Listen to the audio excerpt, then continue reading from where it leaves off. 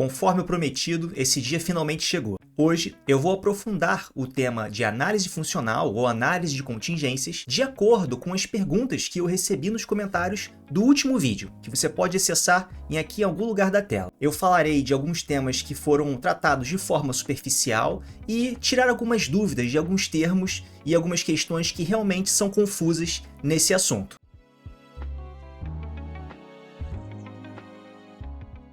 A Catita Bogarim perguntou: quando se fala em análise funcional do comportamento, ao que se refere? Análise funcional é um termo utilizado em diversas abordagens de psicoterapia, tanto na terapia dialético-comportamental, ADBT, como na terapia de aceitação e compromisso, a ACT, ou até mesmo na TAC, na terapia analítico-comportamental, que é esse aqui o termo ao qual nós estamos nos referindo, que pode ser chamado tanto de análise funcional como análise de contingências. Aproveito aqui para trazer algumas definições. Análise de contingências se refere a uma unidade de análise do comportamento no contexto da psicoterapia. E contingência é uma relação de dependência entre comportamento e eventos ambientais. Importante dizer que todas essas abordagens que eu mencionei aqui bebem da fonte do behaviorismo, ou seja, de uma abordagem comportamental para a compreensão de fenômenos psicológicos. Também acho importante esclarecer de que em algum momento do vídeo eu mencionei sobre consequências ou recompensas secundárias, reforços secundários. E aí eu bati bastante na tecla de reforço negativo. O que eu quero dizer como consequências secundárias, eu na verdade me refiro a um comportamento que tem mais de uma função. E para isso eu preparei mais um exemplo aqui para vocês. Vamos lá. Então aqui nós temos o nosso modelo de análise de contingências e nós vamos analisar o comportamento de assistir o jogo com os amigos. Então, os antecedentes dessa resposta foram ter um dia de jogo de futebol, receber o convite para assistir o jogo com os amigos no bar e, nesse dia, ocorreu um estresse com a esposa. A consequência que esse comportamento produziu no ambiente foi o contato com os amigos. O processo foi de reforço positivo, pois houve o acréscimo dos amigos no ambiente. E o efeito, usualmente, é de satisfação. Acontece que, se nós observarmos nos antecedentes, houve também o estresse com a esposa. E o que será que a resposta de assistir o jogo com os amigos acabou alterando nesse ambiente? Alterou o seguinte: houve o distanciamento do estresse. Qual foi o processo envolvido? O reforço negativo, porque retirou o estresse da situação. E qual foi o efeito produzido na situação? Alívio. Então reparem, pessoal, que talvez uma consequência primária de assistir o jogo seja a diversão, seja estar junto com os amigos. Acontece que, nesse contexto específico, acabou servindo de uma esquiva emocional, ou de uma regulação emocional a depender do contexto. Então repare que a resposta foi de assistir o jogo com os amigos, mas essa pessoa obteve duas funções, duas consequências, tanto a de socialização, de entretenimento, como também a de regulação emocional. Antes de seguirmos, eu gostaria de pedir humildemente o seu reforço positivo. Deixe o seu like, se inscreva no canal e compartilhe esse vídeo com quem você acha que poderia se beneficiar. Obrigado! Se você tem interesse em aprender mais sobre análise de contingências, eu sugiro que você dê uma olhada nos outros vídeos desse canal e também que você confira o link na descrição. Eu preparei um documento com um passo a passo que vai ajudar a te guiar de forma simples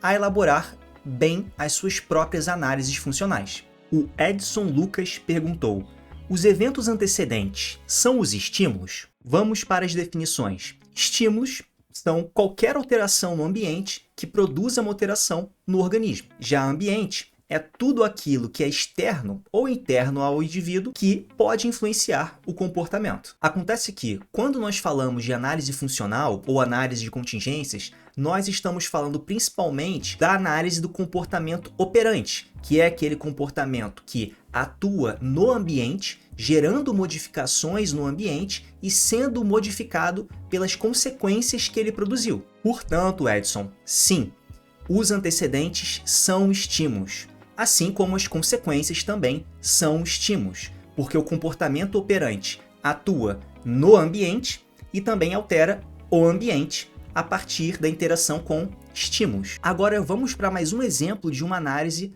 na prática. Para isso, eu preparei mais um template, mas agora com uma descrição que vai nos ajudar a assimilar essa ideia sobre ambiente e estímulos. Dessa vez, nós vamos analisar a resposta de apostar. Quais eram as variáveis ambientais que antecederam essa aposta? Então, qual era o cenário? Ele estava no bar com os amigos durante um jogo de futebol e ali tem muitas propagandas de aposta e havia o incentivo dos amigos, né? O papo em torno à aposta. O que ele fez? Apostou. Então, quais foram as consequências ambientais? Qual foi a alteração que uma aposta nessa situação poderia proporcionar naquele ambiente? Então, sabendo que ele estava com os amigos assistindo o jogo naquele ambiente, o comportamento de apostar gera a curto prazo a atenção dos amigos, né? Existe aquela socialização em torno do comportamento de aposta. Caramba, cara, você fez isso, pô, não acredito.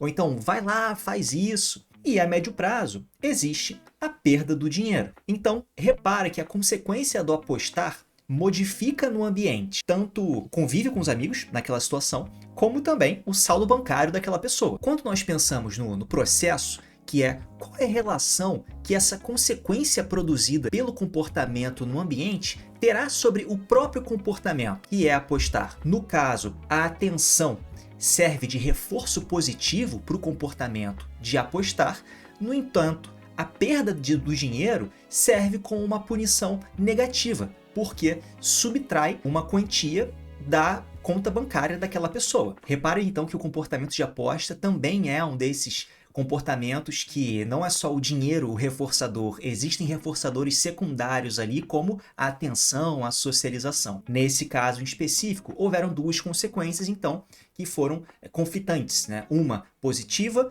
no sentido agradável da coisa, de gerar efeitos emocionais positivos, enquanto uma outra consequência gerou um efeito negativo, de frustração, por conta da perda financeira. Algo interessante de se comentar sobre o comportamento de aposta é que é um comportamento mantido por um esquema de reforço intermitente, e por isso é tão difícil de se extinguir. A Koba perguntou: uma discussão ou um pensamento que você colocou como antecedente já não é um comportamento? Sim, discussões e pensamentos são comportamentos. Acontece que uma discussão pode ser um estímulo contextual, enquanto um pensamento pode ser uma regra. Eu trouxe mais algumas definições. Vamos dar uma olhada. Lembrando que nós estamos falando de um comportamento operante que age no ambiente e modifica o ambiente, variáveis ambientais incluem eventos externos ao organismo, como também internos, como febre, dor e pensamentos. Um exemplo de uma variável interna ao indivíduo são as autorregras, que são como descrições de contingências que nos levam a agir de determinada forma. Por exemplo, se uma pessoa está ali no YouTube e ela se depara com um vídeo de psicologia, o vídeo de psicologia talvez não seja o suficiente para que ela assista. Talvez ela tenha uma regra do tipo: para ser um bom psicólogo, eu preciso estudar.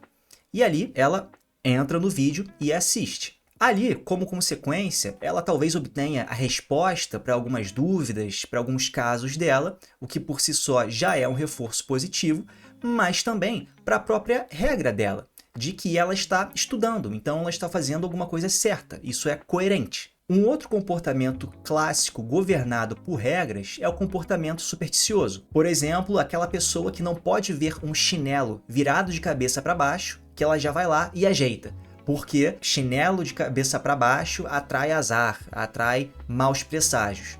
Depois que ela vira, o que acontece? Nada. E a própria consequência de não acontecer nada, que é uma evitação do azar ou de alguma coisa ruim, já é o suficiente para servir de reforço negativo para o comportamento de virar o chinelo e para o comportamento de seguir regras. Então está aí. Sim, pensamentos podem ser antecedentes. Se esse vídeo foi útil, por favor, deixe o seu like, se inscreva no canal e, mais uma vez, permaneço aberto para perguntas, comentários e sugestões. Pessoal, um abraço, até a próxima!